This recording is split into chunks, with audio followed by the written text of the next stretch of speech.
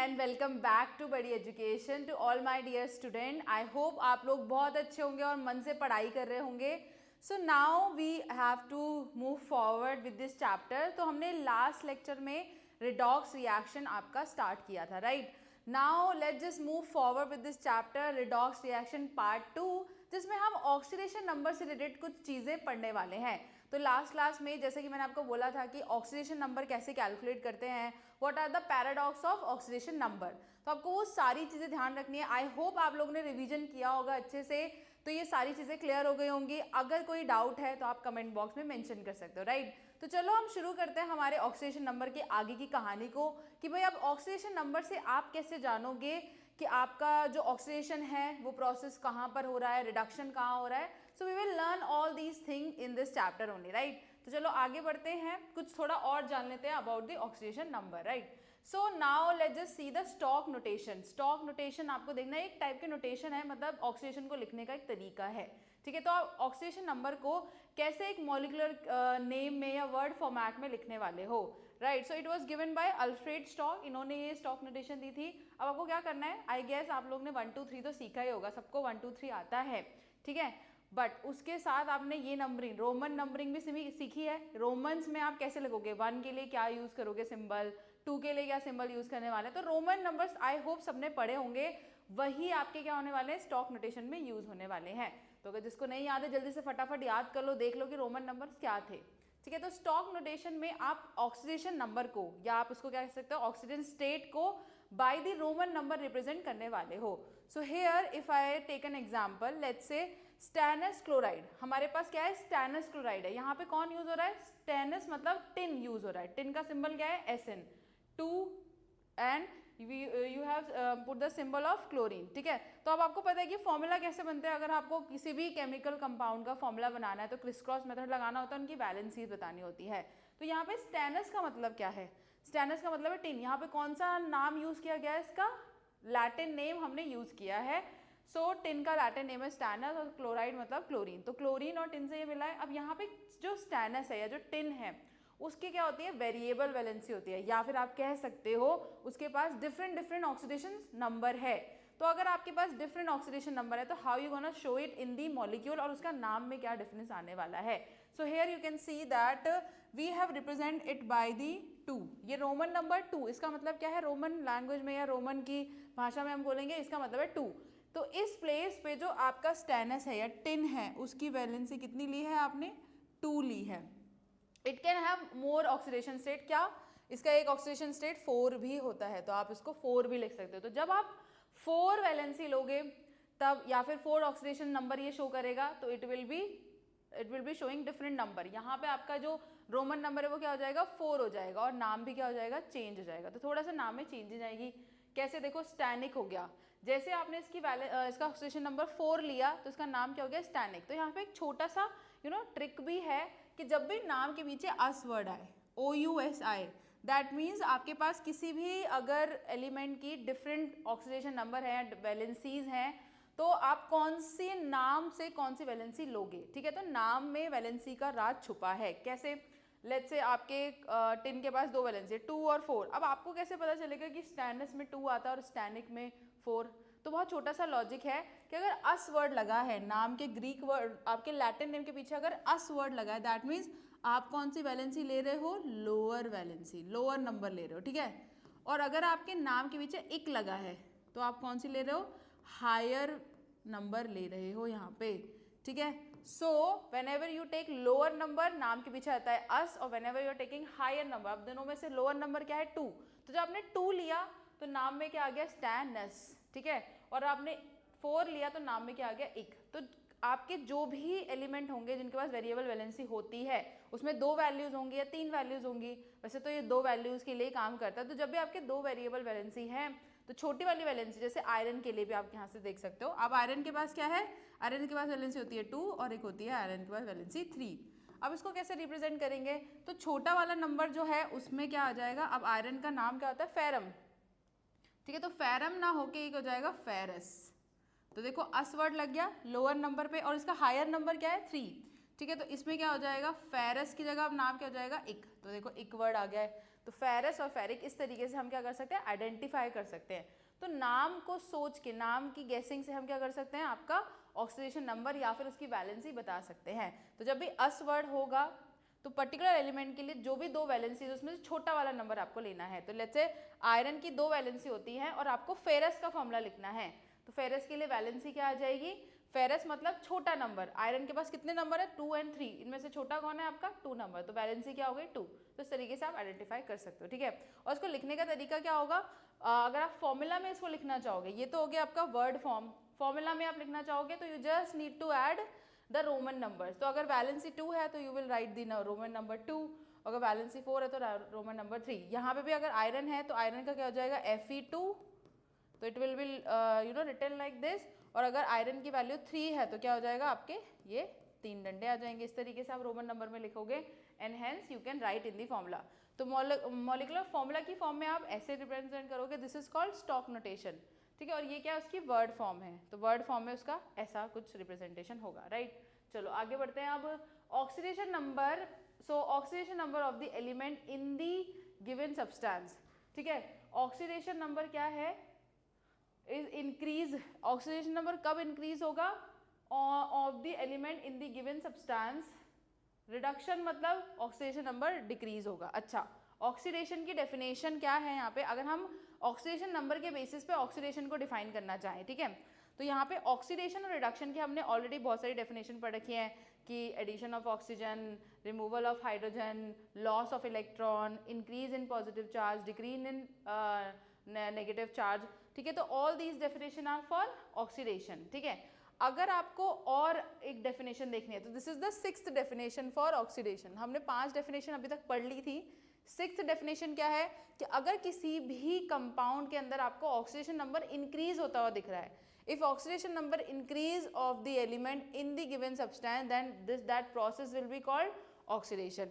On the contrary, ये इसका just opposite होगा। इसकी भी 6th डेफिनेशन आ गई, रिडक्शन की भी 6th डेफिनेशन क्या होगी, that whenever the oxidation number decreases of for the particular element that is known as reduction। तो अगर आपका ऑक्सीडेशन नंबर डिक्रीज हो रहा होगा, आप चेक करोगे, आपको मैंने लास्ट क्लास में ऑक्सीडेशन नंबर निकालना सिखाया था, तो आप पर्टिकुलर कंपाउंड के क्या करोगे, ऑक्सीडेशन नंबर निकालोगे।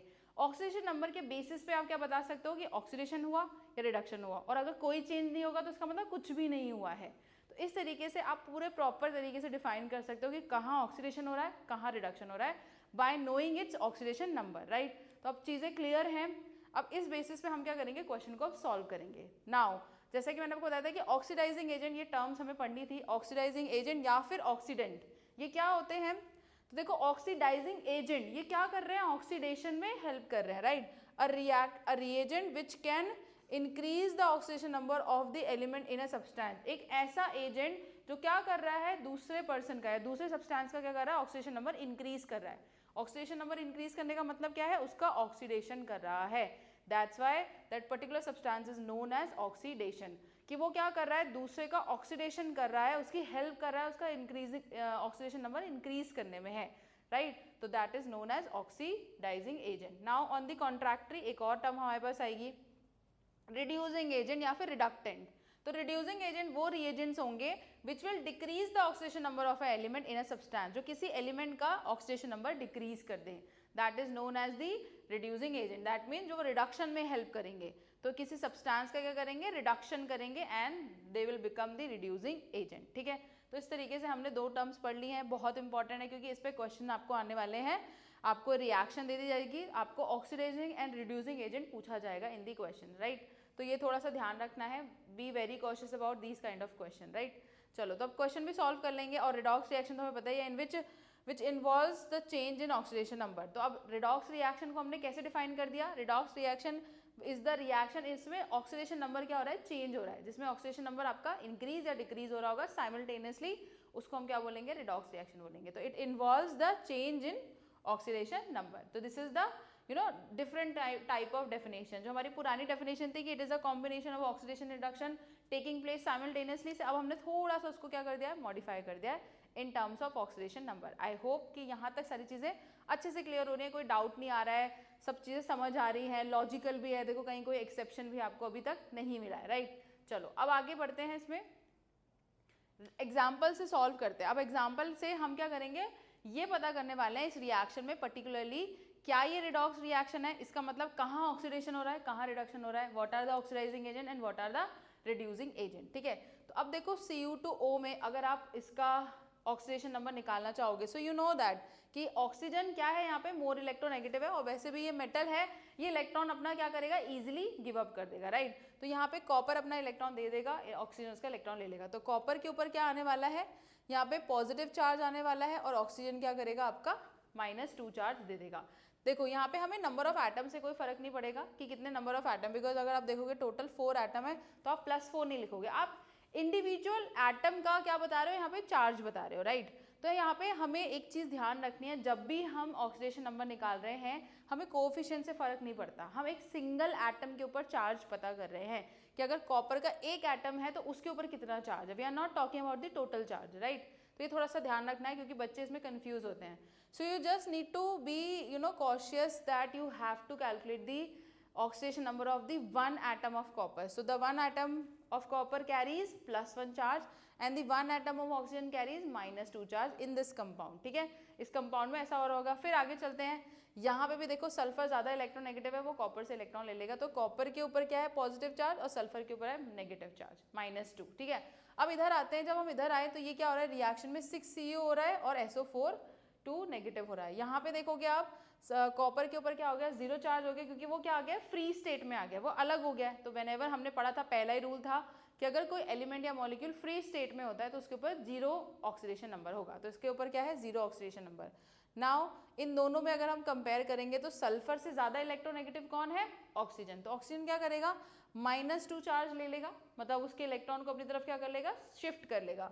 And on the other hand आपके सल्फर के ऊपर कितना चार्ज आ जाएगा, +4 आ जाएगा। तो आप निकाल सकते हो इजीली इस कंपाउंड में, अगर आप सल्फर का ऑक्सीडेशन नंबर निकालना चाहते हो, X plus how many atoms of oxygen are there 2, और दोनों के ऊपर क्या क्या चार्ज है -2 इज इक्वल्स टू 0, क्योंकि पूरे मॉलिक्यूल के ऊपर कोई चार्ज नहीं है, 0। ये तो हमने अभी निकाल के पहले बता दिया है यहाँ पे, इसलिए ये माइनस आपको 4 और 2 लिखा हुआ है। ठीक है, x -4 0, और यहाँ पे क्या हो गया, x की वैल्यू 4 आ गई, तो इसका मतलब आपका ऑक्सीडेशन नंबर आ गया for the sulphur atom is 4। ठीक है, तो ये आ गया है। अब इसको समझना है, अब यहाँ पे हमें ऑक्सीडेशन रिडक्शन बताना है, तो हमने अभी डेफिनेशन चेंज कर दिया ऑक्सीडेशन की, कि अगर इंक्रीज इन ऑक्सीडेशन नंबर हो तो कहाँ पे इंक्रीज हो रहा है, देखते हैं। ये +1 था, कॉपर को देखते हैं, यहाँ पे ये +1 था और अब ये क्या हो गया है, 0 हो गया। क्या इसमें ऑक्सीडेशन नंबर इंक्रीज हुआ है, नो।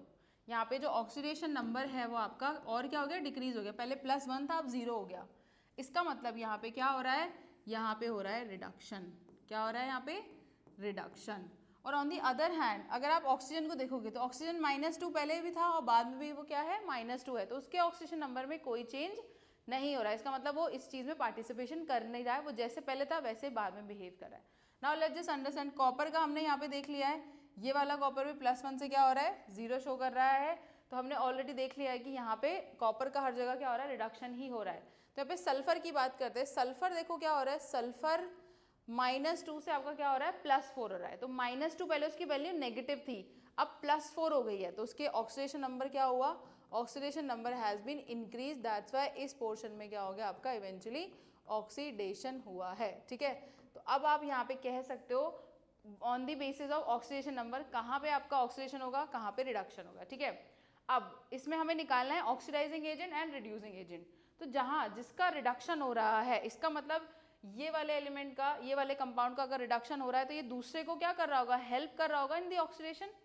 इसने क्या की, Cu2S को हेल्प की टू गेट ऑक्सीडाइज, राइट। तो that's why it becomes oxidizing agent. तो ये क्या बन गया, ये वो रिएजेंट बन रहा है जो दूसरे एलिमेंट का ऑक्सीडेशन नंबर इंक्रीज कर रहा है, क्योंकि इसका खुद का तो डिक्रीज ही हो रहा है ना। अभी हमने डेफिनेशन में पढ़ा था, जो दूसरे एलिमेंट का या जो किसी भी एलिमेंट का इन अ सब्सटेंस क्या कर दे, ऑक्सीडेशन नंबर इंक्रीज कर दे, तो it has increase the oxidation number of this substance, that's why it is oxidizing agent, and on the other side जिसका ऑक्सीडेशन हो रहा है वो क्या बन जाएगा, it will become a reducing agent। ये क्या हो गया, reducing agent, क्योंकि इसकी वजह से क्या हो गया, उस एलिमेंट का या उस सब्सटेंस का ऑक्सीडेशन नंबर कम हो गया, तो ये हो गया रिड्यूसिंग एजेंट।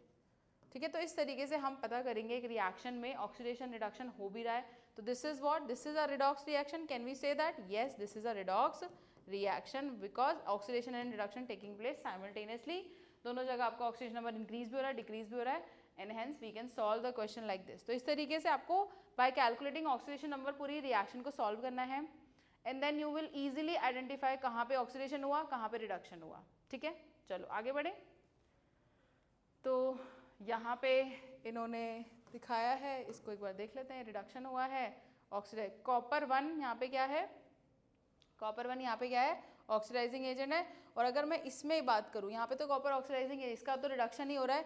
अगर हम पर्टिकुलरली बात करें यहाँ पे कि कौन ऑक्सीडाइजिंग एजेंट है, तो पूरे कंपाउंड में किसने ऑक्सीडेशन एक्चुअल में किया है, कॉपर ने किया है ना यहाँ पे रिडक्शन, ऑक्सीडाइजिंग एजेंट का काम किया ना, क्योंकि ऑक्सीजन तो पार्ट ही नहीं कर रहा, ऑक्सीजन तो जैसे पहले था वैसे ही बाद में था। It is because of copper, वो भी कौन सा 1, जब कॉपर क्या होगा 1 वैलेंसी रहेगा, राइट। इधर कॉपर का कोई रोल नहीं है क्योंकि वो तो रिड्यूस हो रहा है। ऑक्सीडाइज करने में किसका हाथ है आपका, नॉट ऑक्सीडेशन होने में, और दूसरे के बंदे का रिडक्शन करने में किसका हाथ है आपका, सल्फर का। तो यहाँ पे सल्फर इज प्लेइंग, तो S of the Cu2S is known as reducing agent या फिर रिडक्टेंट, इसको हम बोलने वाले हैं। ठीक है, चलो आगे बढ़ते हैं। अब ऑक्सीडेशन रिडक्शन के बीच में डेफिनेशन में डिफरेंस देख लेंगे। पहले हमने डेफिनेशंस देखे थे, एडिशन ऑफ ऑक्सीजन और electronegative element, removal of oxygen और इलेक्ट्रोनेगेटिव एलिमेंट। ठीक है, फिर ये दूसरी डेफिनेशन थी हमारे पास, and then third definition was loss of electron, और इसी में आपका increase in positive charge, decrease in negative charge, ये सब भी डेफिनेशन यहाँ पे आई थी।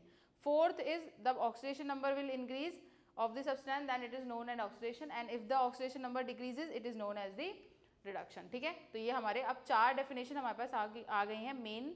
इन चारों में ही से ही कोई डेफिनेशन क्या होगी आपकी फॉलो कर रही होगी, और ऑल्दो इलेक्ट्रॉन गेन और इलेक्ट्रॉन लॉस वाली डेफिनेशन तो हर जगह ही फॉलो कर रही होगी, ऑल्सो ऑक्सीडेशन नंबर वाली डेफिनेशन भी आपकी हर जगह फॉलो हो रही होगी। ठीक है, तो अगर आपको रिडॉक्स रिएक्शन पता करनी है तो ये दो डेफिनेशन तो शॉर्ट आपकी क्या करेंगी, काम करेंगी ही करेंगी।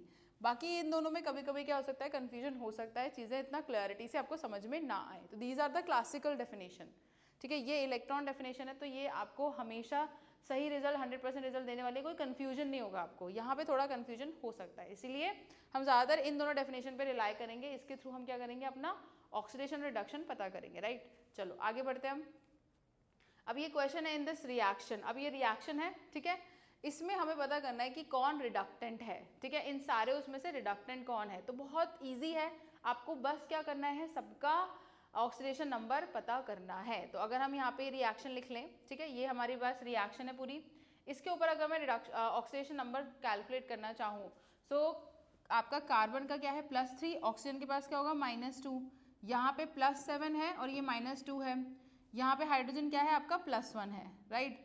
इधर आपका +2 है, ये +4 है, ये तो -2 रहेगा, ये +1 रहेगा और ये -2 रहेगा। तो ये सारे क्या आ गए आपके ऑक्सीडेशन नंबर आ गए हैं। आप ये कर सकते हो, ईजी है। देखो यहाँ पे कुछ के मिसिंग थे तो मैंने लिख दिए हैं, बट यहाँ पे वो मिसिंग क्यों थे, क्योंकि वो चेंज नहीं हो रहे हैं। इस रिएक्शन में डायरेक्टली हमने सॉल्व करके उन्हीं एलिमेंट का ऑक्सीडेशन नंबर शो किया है जो चेंज हो रहे हैं। जैसे यहाँ पे ऑक्सीजन का चेंज नहीं हो रहा है तो लिखने की जरूरत नहीं है, हाइड्रोजन का भी चेंज नहीं हो रहा है तो लिखने की जरूरत नहीं है, राइट। तो इसको हम हटा देते हैं। अब देखते हैं हमारे पास ये वो सारे एलिमेंट्स हैं इन अ कंपाउंड जिनके ऑक्सीडेशन नंबर चेंज हो रहा है। तो यहाँ पे जो कार्बन है it is changing from 3 to +4, इसका ऑक्सीडेशन नंबर क्या हुआ, इंक्रीज या decrease, it has been increase. तो oxidation number has been increase, that's why this process is oxidation. ठीक है, और ऑन दी अदर हैंड जो Mn है उसका +7 से क्या हो गया है, +2 हो गया है, ऑक्सीडेशन नंबर डिक्रीज हो गया है, that's why this is reduction. इसको हम क्या बोलेंगे, रिडक्शन बोलेंगे। ठीक है, तो ये हमने प्रोसेस पहचान लिया है। अब हमें क्वेश्चन में क्या बोल रहा था कि रिडक्टेंट बताओ, रिडक्टेंट मतलब रिड्यूसिंग एजेंट, तो जिसका ऑक्सीडेशन होगा वो रिडक्टेंट बन जाएगा। तो यहाँ पे ये क्या हो गया, रिड्यूसिंग एजेंट। ठीक है, इसका ऑक्सीडेशन हुआ तो इसने क्या किया, दूसरे एलिमेंट का, दूसरे सब्सटेंस का क्या कर दिया, रिडक्शन कर दिया, right. So that's why C2O4 2 negative is the reducing agent here. So option A is correct. ठीक है, तो इसका आंसर क्या हो गया, ऑप्शन ए। तो आप देख सकते हो it is acting as a reducing agent. तो ऐसे ही क्वेश्चन आपको आने वाले हैं, बहुत इजी है, आई होप कि आप कर सकते हो। और ये 2 मार्क का क्वेश्चन आता ही आता है ऐसा कि आपको रिएक्शन में रिड्यूसिंग या ऑक्सीडाइजिंग एजेंट बताना होता है। तो आई होप कि ये इतना सिंपल सा कॉन्सेप्ट आपको अच्छे से क्लियर हुआ होगा, क्योंकि क्वेश्चन आपको मिलने ही वाले हैं आपके एग्जाम में फ्रॉम दिस टॉपिक, राइट। चलो अब आगे बढ़ जाते हैं, थोड़ा सा और क्वेश्चन सॉल्व कर लेते हैं। What is the oxidation number of chlorine atom in HClO4 and ClO4 negative. तो ये हमने ऑलरेडी किया था क्वेश्चन सॉल्व जब हमने डिस्कस किए थे अबाउट दीज एलिमेंट। अब यहाँ पे क्लोरीन का जो ऑक्सीडेशन नंबर है वो क्या आने वाला है, पॉजिटिव आने वाला है। वाई? बिकॉज वो ऑक्सीजन के साथ जुड़ गया है। तो this is the structure looks like, ये ऐसा कुछ स्ट्रक्चर हमारा होता है कि ये क्या कर रहा है, क्लोरीन के साथ डबल बॉन्ड बना रहा है, इधर single bond and then OH। अब आप देखोगे यहाँ पे क्लोरीन क्या है, बीइंग लेस इलेक्ट्रोनेगेटिव, तो ये पॉजिटिव चार्ज गेन करेगा। From here it will get +2, इस ऑक्सीजन से भी +2 और इस ऑक्सीजन से भी +2, and from this oxygen as well it will gain +1। और ये सारे ऑक्सीजन क्या करेंगे, -2, ये -1 यहाँ से करेगा और एक -1 यहाँ से करेगा और हाइड्रोजन कर लेगा आपका +1। तो देखो यहाँ पे क्लियरली समझ में आ रहा है, +2, 5 एंड 6, नहीं 6 एंड 7, तो ये कितना हो गया टोटल आपका, क्या हो गया यहाँ पे ऑक्सीडेशन स्टेट 7 हो गया है। ठीक है, तो ये हमने ऑलरेडी पढ़ लिया है। लेस इलेक्ट्रोनेगेटिव, क्योंकि अब ऑक्सीजन उससे ज़्यादा इलेक्ट्रोनेगेटिव है। जब वो अकेला ज़्यादा इलेक्ट्रोनेगेटिव होगा, लेट्स से अगर हाइड्रोजन और क्लोरीन अगर होते अकेले, तो फिर क्लोरीन क्या करता है आपका, नेगेटिव ऑक्सीडेशन स्टेट करता है, दैट इज -1। तो in the case of halides, when it forms halide, it will show the negative oxidation number which is -1, और कुछ भी हो सकता है जितने इलेक्ट्रॉन वो गेन कर रहा होगा। But on the other hand, अगर वो अपने से ज़्यादा इलेक्ट्रोनेगेटिव एलिमेंट के साथ जुड़ा है, तो फिर वो इलेक्ट्रॉन को गिव अप कर देगा। It will form, it will gain a positive charge. That's why the oxidation number for this is +7। अब यहाँ पे भी देखो आपका क्या है, सेम सिनेरियो है, दोनों में ही क्या है आपका, क्लोरीन का जो ऑक्सीडेशन नंबर है it is going to be +7। तो दोनों केस में, चाहे आप पहला केस ले लो या ये केस ले लो, दोनों में ही क्या है ऑक्सीडेशन नंबर यहाँ पे प्लस। एक्चुअली ये क्या कर दिया है, ये जो HClO4 है इसमें से आपने एक क्या कर दिया, हाइड्रोजन हटा दिया। तो हाइड्रोजन हटेगा तो इसके ऊपर नेगेटिव चार्ज आ जाएगा, राइट, नेगेटिव, क्योंकि हाइड्रोजन को आपने निकाल दिया इसका मतलब हाइड्रोजन अपने इलेक्ट्रॉन लूज करके बाहर चला गया है। तो ये क्या कर रहा है, ये वाला ऑक्सीजन एक नेगेटिव चार्ज भी कैरी कर रहा है। सो कुछ भी हो, बट उससे भी क्या हमें फर्क नहीं पड़ता, क्योंकि हमें तो स्ट्रक्चर पता है। स्ट्रक्चर कुछ ऐसा है, यहाँ पे हमें देखना है कि कौन लेस इलेक्ट्रोनेगेटिव है, कौन more electronegative, and that's how you will understand the oxidation number for the particular compound. ठीक है, तो ये हमारे ऑक्सीडेशन नंबर हो गए फॉर डिफरेंट इवन कंपाउंड और आयनिक फॉर्म, दोनों ही केस में क्या हो रहा है आपका, क्लोरीन का ऑक्सीडेशन नंबर सेम है। चलो अब आगे बढ़ते हैं। अब हम बढ़ते हैं हमारे next topic, that is type of redox reaction. तो मैंने आपको बोला था कि यार different type of redox reaction जो आप पहले भी पढ़ चुके हो, जैसे कॉम्बिनेशन है वो भी आपकी रिडॉक्स रिएक्शन हो सकती है, डिस्प्लेसमेंट है रिडॉक्स रिएक्शन हो सकती है। ठीक है, उसके बाद डीकॉम्पोजिशन रिएक्शन है, वो भी रिडॉक्स रिएक्शन हो सकती हैं। बस एक टाइप की रिएक्शन है जो रिडॉक्स रिएक्शन नहीं होती, विच इज डबल डिस्प्लेसमेंट। तो हमने अपने 10th क्लास में 4 टाइप की रिएक्शन पढ़ी थी ऑलरेडी, जिसमें से डबल डिस्प्लेसमेंट को हम यहाँ से क्या कर देंगे, डिडक्ट कर देंगे। तो डबल डिस्प्लेसमेंट रिएक्शन आर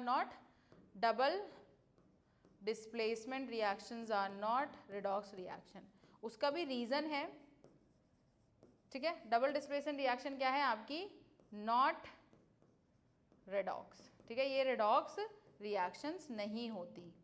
ठीक है, अब रिडॉक्स रिएक्शन की जो हमने अभी अभी डेफिनेशन पढ़ी है वो क्या थी कि भाई ऑक्सीडेशन नंबर अगर चेंज होगा तो आपका क्या हो जाएगा, ऑक्सीडेशन हो जाएगा, बढ़ जाएगा तो ऑक्सीडेशन और घट जाएगा तो रिडक्शन। ठीक है, ऑक्सीडेशन नंबर चेंज होना चाहिए to become oxidation and reduction, to have a oxidation and reduction process in a reaction, right. But ये जो डबल डिस्प्लेसमेंट रिएक्शन है इसमें क्या होता है, आपका ऑक्सीडेशन नंबर चेंज ही नहीं होता किसी भी कंपाउंड के लिए। अगर आपने 2 कंपाउंड लिए हैं, उनको मिक्स करके डबल डिस्प्लेसमेंट हुआ है और 2 नए कंपाउंड बने हैं, right, so whenever you will observe their oxidation number it will not change. ठीक है, तो जहाँ पे ऑक्सीडेशन नंबर चेंज ही नहीं हो रहा है, ना बढ़ रहा है ना घट रहा है, जैसा पहले था वैसा ही बाद में भी है, तो फिर इस प्रोसेस को हम ऑक्सीडेशन या रिडक्शन नहीं बोल सकते और टोटल हम इसको रिडॉक्स रिएक्शन भी नहीं बोलेंगे।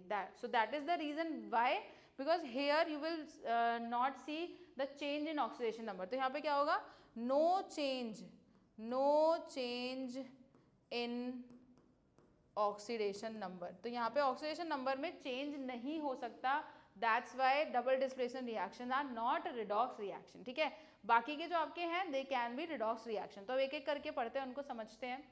ठीक है, सबसे पहले हम पढ़ेंगे कॉम्बिनेशन। तो कॉम्बिनेशन रिएक्शन हमने पहले भी देखी है, कॉम्बिनेशन और डीकॉम्पोजिशन ये पहले पढ़ चुके हैं कि भाई अगर 2 सब्सटेंस कंबाइन होकर सिंगल प्रोडक्ट में कन्वर्ट हो जाते हैं तो उसको बोलेंगे हम कॉम्बिनेशन। और उसका उल्टा अगर कर दें कि एक सब्सटेंस ब्रेक डाउन होकर मल्टीपल प्रोडक्ट्स में अगर ब्रेक हो रहा है, सो एक सब्सटेंस है जिसको हमने हीट प्रोवाइड की या इलेक्ट्रिक करंट प्रोवाइड किया या सनलाइट प्रोवाइड की, सो बाय अप्लाइंग और by giving it some type of energy it break down into multiple products. So that is known as decomposition, right. तो ये 10th क्लास का याद आ रहा होगा, अभी अभी पढ़ा था पिछले साल ही, ठीक है, इतना तो नहीं भूले हो गया, I know that.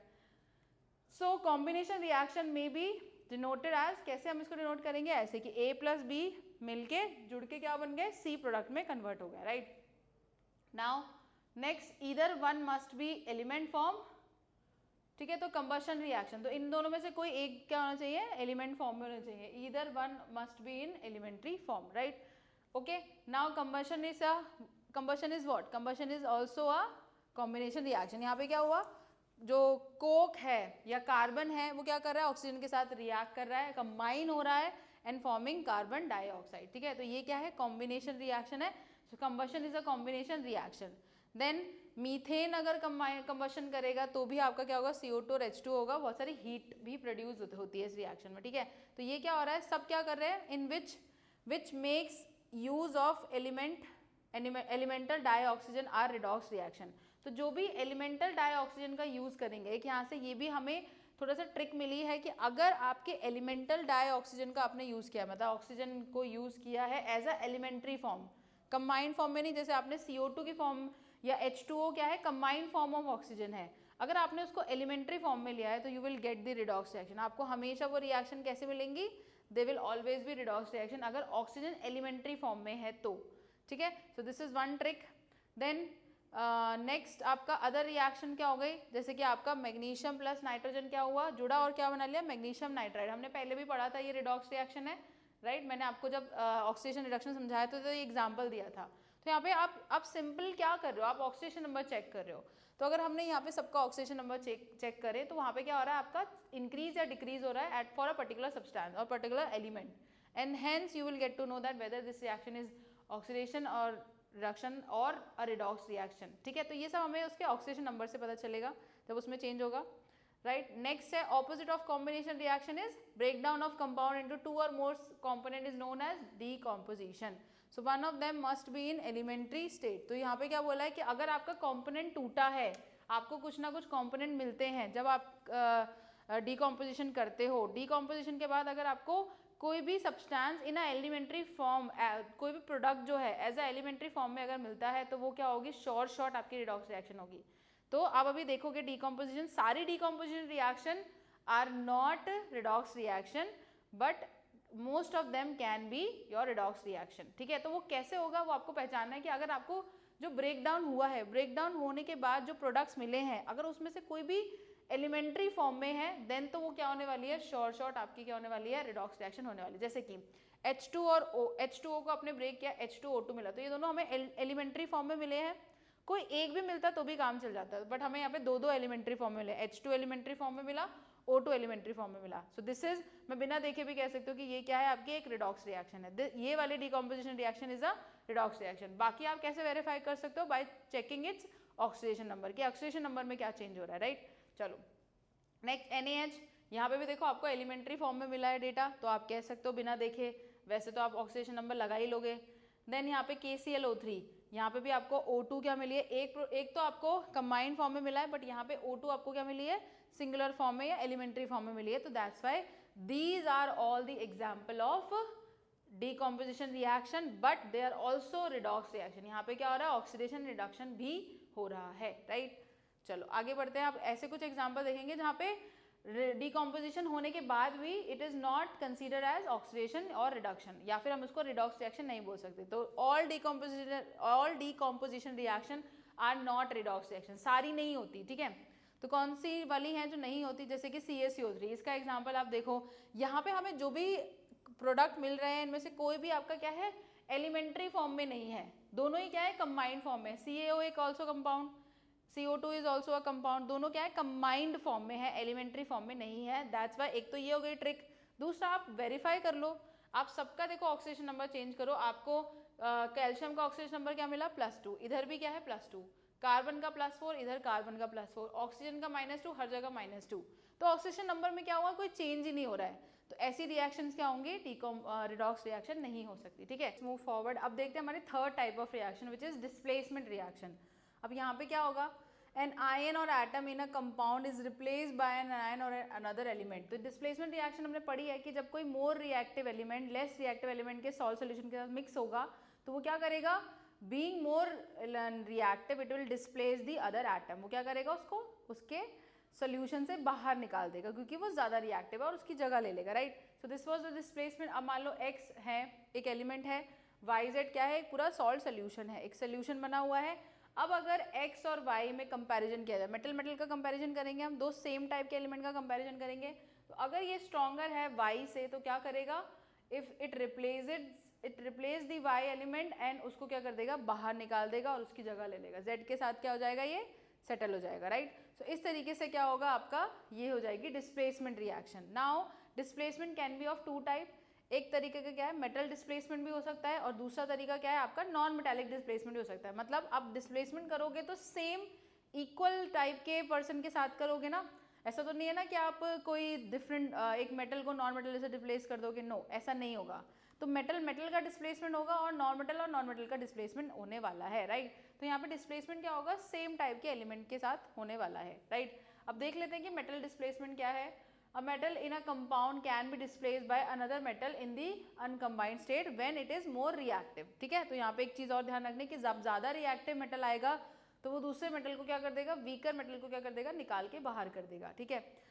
And finds application in purification of metal, और ये कहाँ पे काम आता है, जब आप प्योरिफिकेशन करते हो। तो कॉपर का प्योरिफिकेशन सबने पढ़ा होगा, मेटलर्जी थी क्लास 10th में, उसमें कॉपर का प्योरिफिकेशन जब पढ़ाते हैं तो यही प्रोसेस होता है, right. So these are the displacement process जो है आपका वहाँ पे काम आएगा, राइट। अब कैसे होगा, जैसे कॉपर सल्फेट को जिंक के साथ ऐड किया तो इसने क्या किया, जिंक क्या है, कॉपर से ज़्यादा रिएक्टिव है, तो कॉपर को क्या कर देगा, अलग कर देगा और खुद क्या करेगा, सल्फेट के साथ आयन बना के कंपाउंड फॉर्म कर लेगा, राइट। तो यहाँ पे कॉपर क्या हो गया, पहले वो कंबाइंड फॉर्म में था, अब वो अलग हो गया, तो मेटल का प्योरिफिकेशन हो गया ना, पहले मेटल किसी और कंपाउंड के साथ क्या था, कंबाइंड था, अब वो प्योरीफाई होके सिंगुलर फॉर्म में आ गया, एलिमेंट्री फॉर्म में आ गया है। तो इस तरीके से हम क्या करते हैं, प्योरिफिकेशन में इसको यूज में लेते हैं, राइट। ऑक्सीडेशन नंबर भी आप देख सकते हो, on the basis of oxidation number you can सी +2 हुआ, यहाँ पे 0 हुआ, तो इसका हो गया, ये हो गया रिड्यूस।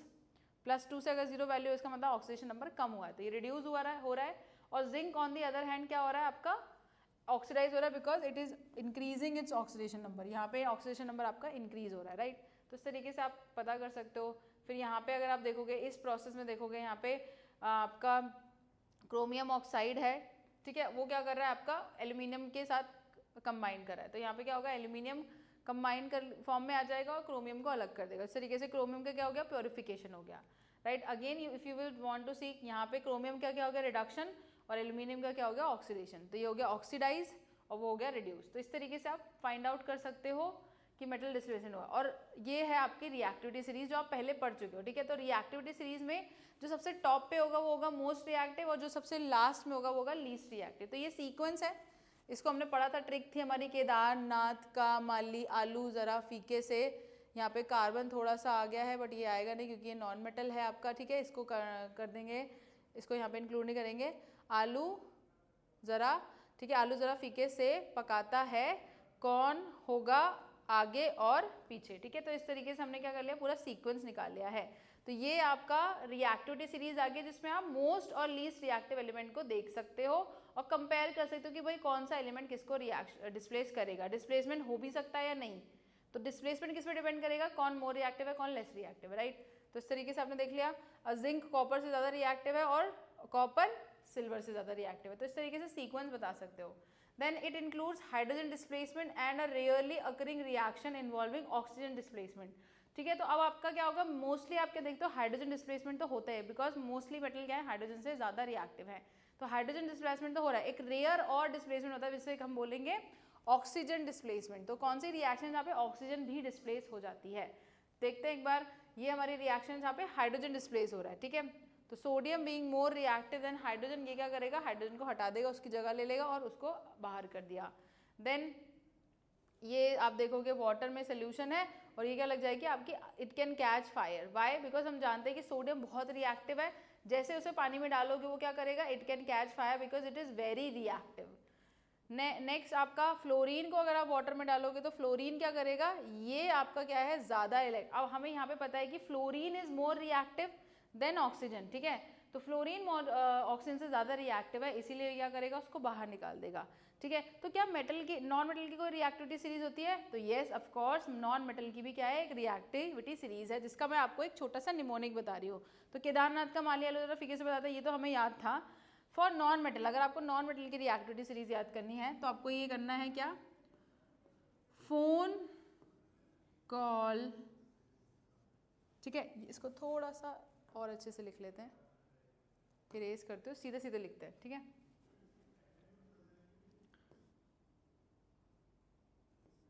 फोन कॉल करने ऑफिस से बाहर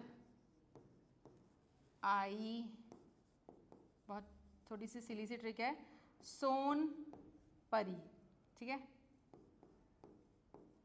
ठीक है। तो उसको भाई इमरजेंसी थी, फोन कॉल करना था, तो फोन कॉल करने ऑफिस से बाहर आई सोनपरी, ठीक है। तो ये ट्रिक में क्या है, फोन से आप क्या लोगे, एफ फ्लोरीन, कॉल से क्या लोगे, क्लोरीन, करने का छोड़ दो, इसमें यहाँ से कोई नहीं है। ऑफिस में क्या लोगे, ऑफिस से क्या हिंट आ रहा है, ऑक्सीजन, ऑफिस से बाहर आई, इसमें क्या हो जाएगा आपका, ये आपकी ट्रिक थी।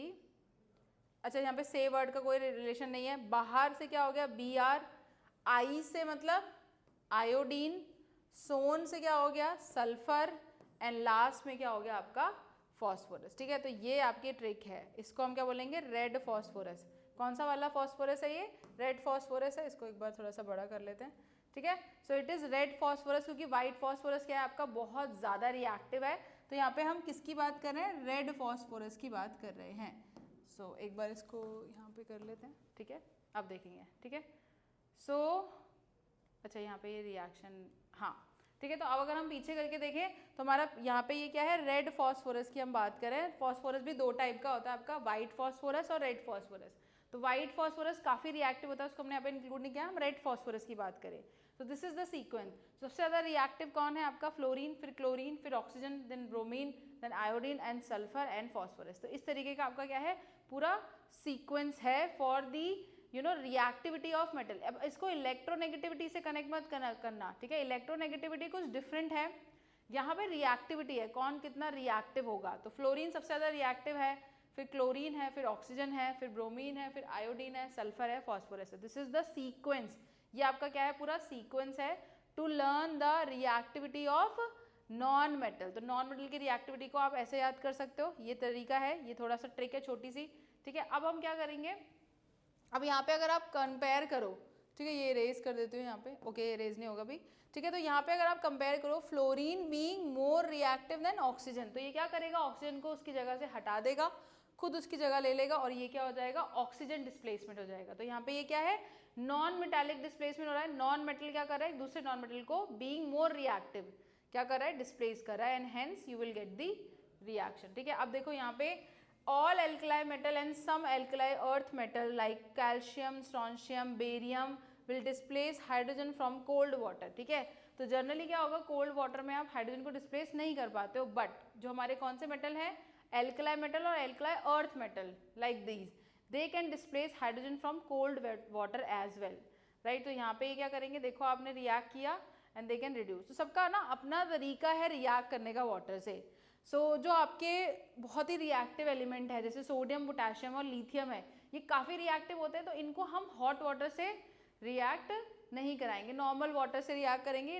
हॉट वाटर में तो ये बहुत ज़्यादा ही क्या कर देंगे, ब्लास्ट कर देंगे। तो नॉर्मल वाटर से रिएक्शन होगी इनकी, नॉर्मल वाटर से ये क्या कर रहे होंगे, हाइड्रोजन को रिलीज कर रहे होंगे, राइट।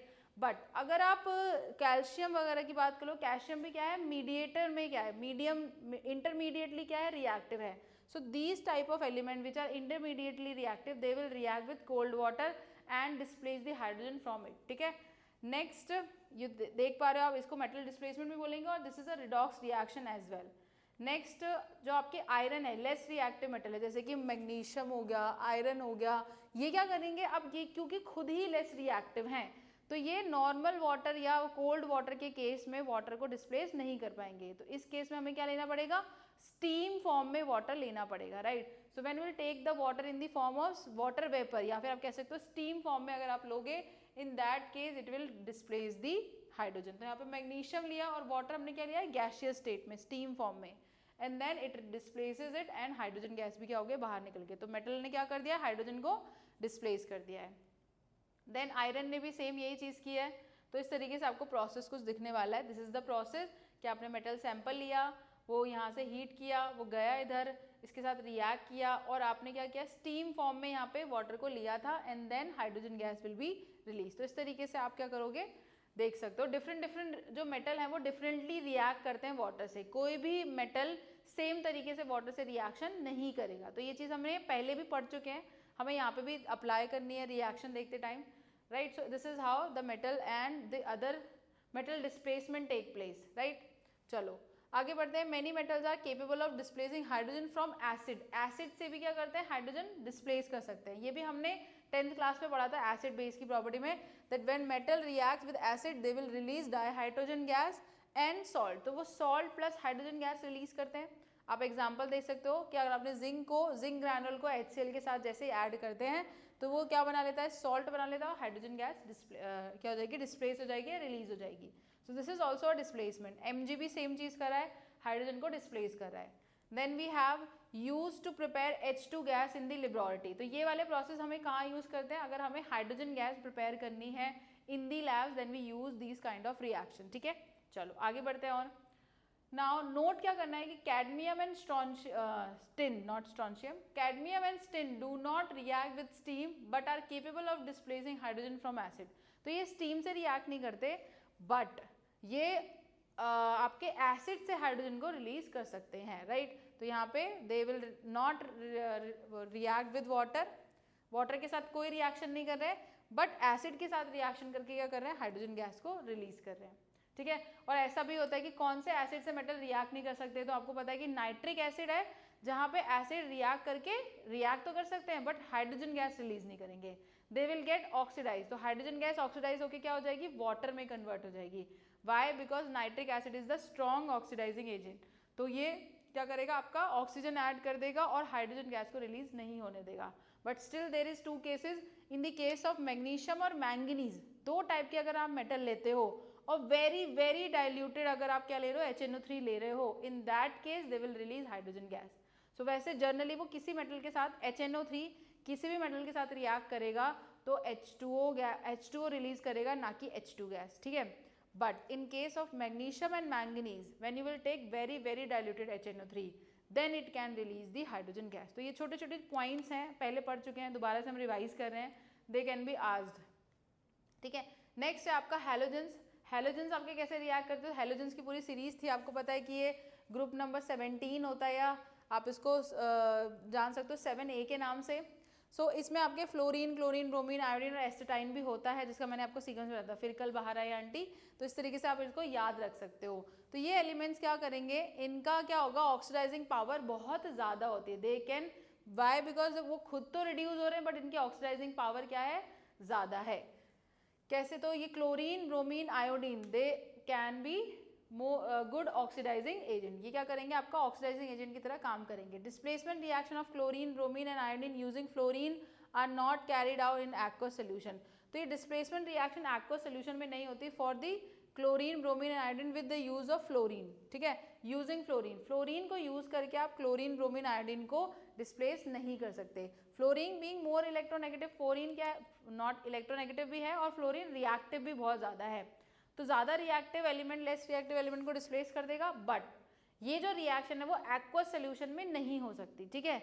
इसका रीज़न है, इधर आप देखोगे अगर आपने KCl को एक्वस में ले लिया और फ्लोरीन गैस को रिएक्ट करा दिया तो ऐसा नहीं होगा, ये डिस्प्लेस होगा ही नहीं, ये reaction can not be possible. तो आप यहाँ पे क्या होगे, आप पहले वाटर के साथ क्या करोगे, फ्लोरीन को रिएक्ट कराओगे। Now in that form fluorine क्या हो गया, HF की फॉर्म में कन्वर्ट हो गया है और O2 क्या हो गई है, बाहर निकल गई है, ठीक है। So chlorine can displace bromine and iodine in the aqua solution. तो क्लोरीन और ब्रोमीन आपस में ये कर सकते हैं बट फ्लोरीन ऐसा नहीं कर सकता, ठीक है। तो फ्लोरीन एक्वा सोल्यूशन में किसी के साथ रिएक्ट करके उसको डिस्प्लेस नहीं करेगा, ये वाला डिस्प्लेसमेंट पॉसिबल नहीं है।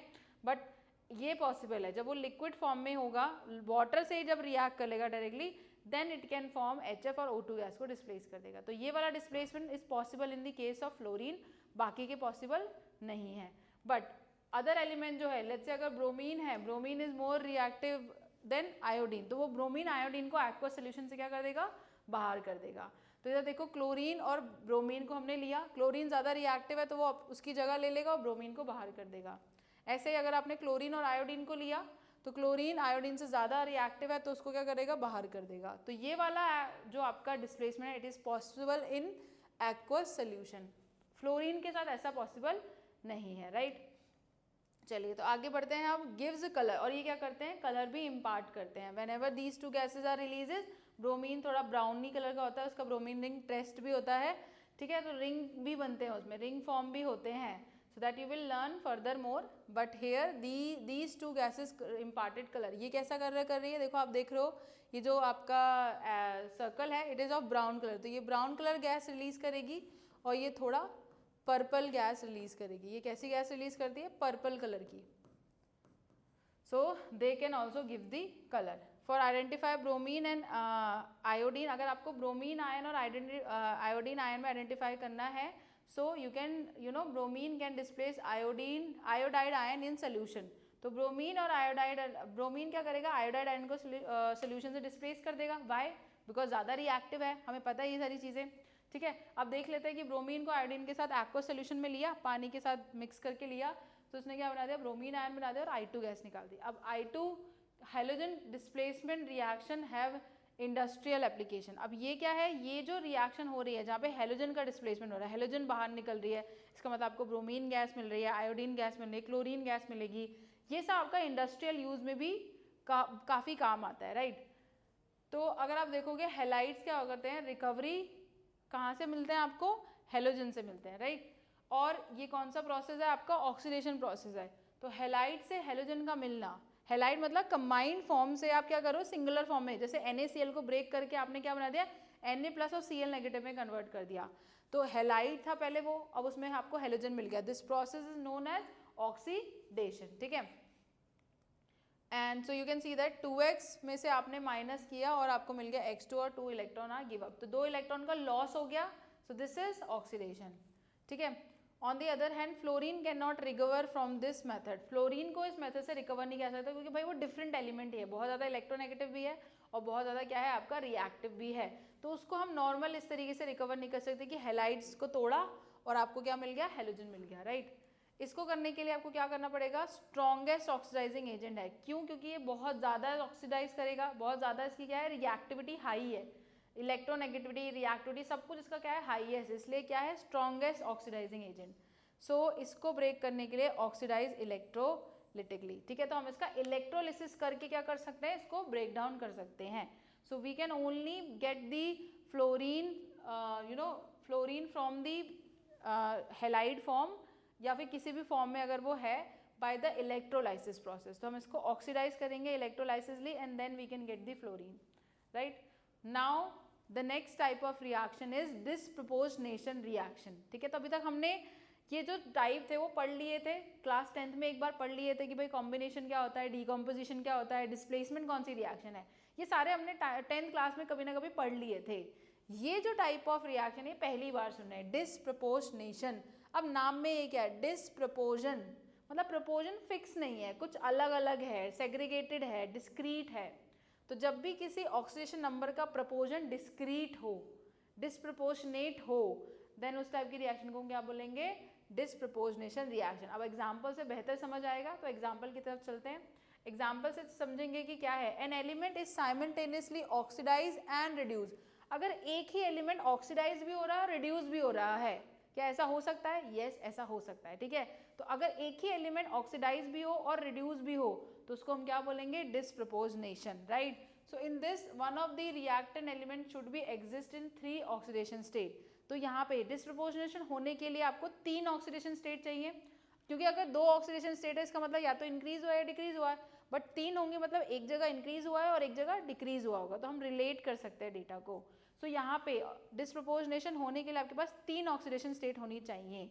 और ऐसा कौन सा एलिमेंट है जो कभी भी 3 ऑक्सीडेशन स्टेट नहीं शो करेगा, फ्लोरीन, क्योंकि फ्लोरीन या तो 0 है या फिर ऑलवेज इट इज -1। तो फ्लोरीन वाले एलिमेंट जहाँ पे भी फ्लोरीन कंपाउंड बना रहा है वो रिएक्शन कभी भी डिसप्रपोर्शनेशन रिएक्शन नहीं हो सकती। तो ये भी यहाँ से हमें पॉइंट पता चलता है, राइट। अब इस रिएक्शन को देखते हैं, यहाँ पे H2O2 ब्रेक डाउन हो रहा है और कन्वर्ट हो रहा है H2 और O2 में। अब अगर आप हाइड्रोजन का यहाँ पे ऑक्सीडेशन नंबर चेक करोगे तो यहाँ पे क्या है +1, इधर भी +1 है और इधर 0, सॉरी यहाँ पे तो है ही नहीं, तो ये तो क्या है आपका सेम है, it is same. But if we check the oxidation number of oxygen here, it is -1 here, यहाँ पे -2 और यहाँ पे 0 है। तीन टाइप के ऑक्सीडेशन नंबर मिल गए, -1, -2 and 0। So hence we are good to go. अब देखो कहाँ पे ऑक्सीडेशन हो रहा है, कहाँ पे रिडक्शन, -1 से -2 हो रहा है, इसका मतलब इंक्रीज हो रहा है, आपका इंक्रीज हो गया ना। अगर -1 से -2 हो गया तो ऑक्सीडेशन नंबर इंक्रीज, तो यहाँ पे क्या हो गया आपका, इस पोर्शन में हो रहा है आपका, अगर आप देखोगे, अरे ये लिखा नहीं है, सो यहाँ पे दो जगह आपका क्या हो रहा है, ऑक्सीडेशन नंबर चेंज हो रहा है। यहाँ -1 से 0 हो रहा है, -1 से 0 है, इसका मतलब आपकी वैल्यू ऑक्सीडेशन नंबर बढ़ गया, oxidation number has been increase here, तो ये क्या हो गया आपका ऑक्सीडेशन, क्योंकि पहले वैल्यू माइनस थी अब 0 हो गया, एटलीस्ट थोड़ा पॉजिटिव की तरफ जा रही है। बट यहाँ पे क्या था, -1 से -2 हो गया, पहले ही नेगेटिव थी अब और नेगेटिव हो गया, इसका मतलब ऑक्सीडेशन नंबर क्या हो गया आपका, डिक्रीज हो गया, that means it is known as reduction. ठीक है, तो ये क्या हो रहा है आपका, रिडक्शन हो रहा है। तो एक ही एलिमेंट क्या कर रहा है, रिड्यूस भी हो रहा है, ऑक्सीडाइज भी हो रहा है, और इस टाइप की रिएक्शन को हम क्या बोलेंगे, डिस्प्रपोजनेशन। ठीक है, आपका जो ऑक्सीडेशन नंबर है वो अलग अलग तरीके से चेंज हो रहा है for the same element. Okay, तो this is how disproportionation has been explain. Now phosphorus, sulfur, chlorine undergoes disproportionation in alkali medium। तो alkali medium मतलब जब आप उसको बेसिक मीडियम में आप किसी बेस के साथ रिएक्ट कराते हो, सो यू विल सी कि इनमें क्या होगा, आपको डिस्प्रपोजनेशन देखने को मिलेगा। अब फॉस्फोरस है, इधर आप देख रहे हो -3 स्टेट शो कर रहा है, इधर आपका +1 कर रहा है, तीन टाइप के ऑक्सीडेशन नंबर आ गए, 0 और आपका -3 एंड +1। ठीक है, नेक्स्ट आप देखोगे सल्फर, सल्फर भी क्या कर रहा है, एल्कलाइन मीडियम है, मतलब आप बेस के साथ रिएक्ट करा रहे हो, राइट। तो यहाँ पे भी 0 है, यहाँ पे -2 है एंड देन यहाँ पे +2 है। ठीक है, तो डिफरेंट तीन टाइप की आपके पास क्या आ रही है, ऑक्सीडेशन नंबर मिल रहा है, hence it is a disproportionation reaction. तो आप देखोगे यहाँ पे क्लोरीन का भी देख सकते हो, क्लोरीन के पास 0 है, फिर आपके पास +1 आ गया और फिर आपके पास आ गया नेगेटिव। तो तीन टाइप के ऑक्सीडेशन नंबर इसको मिल गए हैं क्लोरीन के लिए। तो hence all of these reaction, इसमें जो भी एलिमेंट इन्वॉल्व है, phosphorus, sulphur and chlorine, they all are showing at least 3 oxidation state, and hence एक ही एलिमेंट ऑक्सीडाइज हो रहा है और एक ही एलिमेंट रिड्यूस भी हो रहा है। So this type of reaction is known as disproportionation. Very important example, तीनों के तीनों क्या है, काफी इंपॉर्टेंट एग्जाम्पल है, स्टार मार्क कर लो, आ सकते हैं, एग्जैक्ट ऐसे पूछे जा सकता है हमसे। ठीक है, तो आप डिस्प्रपोजनेशन को आसानी से पहचान लोगे। नेक्स्ट यहाँ पे क्या होगा, oxidises colour bearing stain of the substances to colourless compound. तो यहाँ पे क्या है, कलर बियरिंग सब्सटेंसेस है and then when once they oxidise they will converted into colourless substances. तो पहले ये कुछ कलर था और अब क्या हो गया, इनका कलरलेस सब्सटेंस बन गए हैं बाय दी ऑक्सीडाइजेशन। ठीक है, नेक्स्ट अगर हम फ्लोरीन की रिएक्शन कराएं एल्कलाई से, तो फ्लोरीन एल्कलाई से जब रिएक्ट करेगा, एल्कलाई मीडियम में रिएक्ट करेगा, तो ये कर रहा है 0 और यहाँ पे -1 और यहाँ पे -1। तो इसके पास कितने ऑक्सीडेशन स्टेट है, 2 ही ऑक्सीडेशन स्टेट है। क्या इसके पास कोई third type of oxidation state दिख रहा है यहाँ पे, नहीं। तो फ्लोरीन के पास सिर्फ 2 ही ऑक्सीडेशन स्टेट हो सकते हैं, 0 से -1। तो ये सिर्फ या तो डिक्रीज हो रहा है या इंक्रीज, यहाँ पे तो डिक्रीज हो रहा है, दोनों ही जगह डिक्रीज हो रहा है, तो इसका रिडक्शन ही हो रहा है, ऑक्सीडेशन नहीं हो रहा है, right. So in that case fluorine is not going undergo, fluorine is not undergoing the disproportionation reaction, उसका कोई भी third type of oxidation number यहाँ हमें नहीं दिख रहा है। So being the most electronegative element, it cannot exhibit any positive oxidation state, that's why it is what it is a यहाँ पे आपको डिस्प्रपोर्शनेशन देखने को नहीं मिलेगा विद फ्लोरीन। ठीक है, चलो आगे बढ़ते हैं। F does not exhibit disproportionation tendency, so it can never be, you will never find a disproportionation reaction जहाँ पे आपको फ्लोरीन मिले। ठीक है, तो ये नहीं होने वाला है, बाय बिकॉज पॉजिटिव तो कभी कर ही नहीं सकता।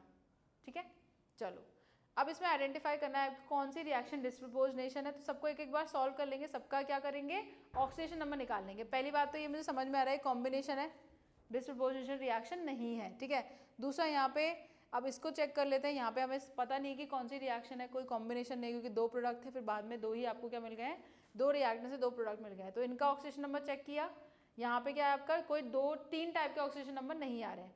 बी ऑप्शन में अगर आप देखोगे कार्बन के क्या है, कोई 2 ही ऑक्सीडेशन नंबर हैं, कोई भी चेंज नहीं हो रहा है। सी में अगर आप देखोगे फ्लोरीन है, फ्लोरीन तो डिस्प्रपोर्शनेशन वैसे भी नहीं करेगा, तो ये तो वैसे भी आपका नहीं होगा, तो ये दोनों ऑप्शन तो मैंने वैसे डिस्कार्ड कर दिए कि नहीं हो सकते। इसमें आपने चेक किया कार्बन के पास एक ऑक्सीडेशन नंबर, ये भी एक ही टाइप का ऑक्सीडेशन नंबर है। क्लोरीन हाइड्रोजन के पास भी एक ही टाइप का ऑक्सीडेशन नंबर है, क्लोरीन के पास 0 है, -1 और -1, तो दो ही टाइप के ऑक्सीडेशन नंबर है। तो आपका फोर्थ रिएक्शन क्या होने वाली है, ऑक्सीडेशन होने वाली है, डिस्प्रपोर्शनेशन होने वाली है, चांसेस है।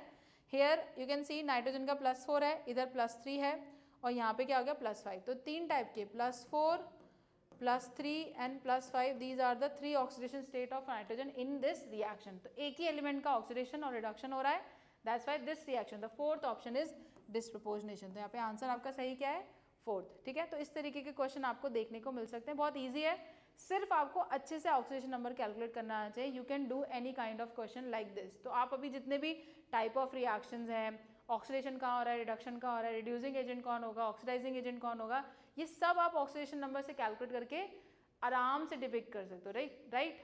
तो बस ये चीज़ें हमें देखनी है।